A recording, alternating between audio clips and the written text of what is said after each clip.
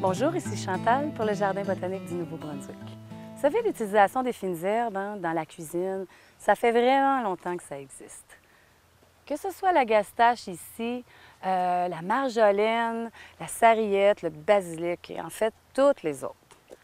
On a retrouvé des vestiges qui datent de 4000 ans avant Jésus-Christ, avec des plantes, des graines séchées, des mortiers, qui étaient tout destinés à l'usage culinaire.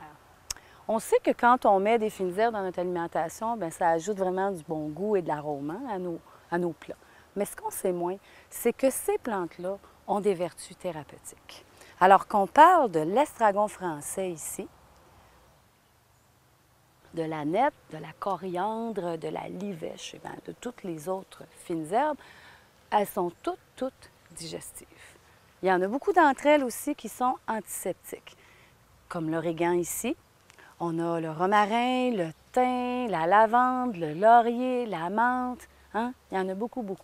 Alors ça veut dire qu'elles ralentissent le développement des bactéries.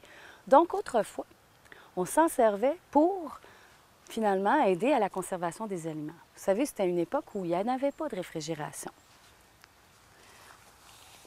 Ici, on a la sauge. La sauge, c'est pas pour rien qu'on la retrouve dans toutes les recettes de ragoût de boulettes, tourtières, on la retrouve dans les pâtés de foie, en fait, tout ce qui est gras. C'est vraiment pas un hasard. Une des grandes forces de la sauge, c'est d'aider à éliminer les mauvais gras.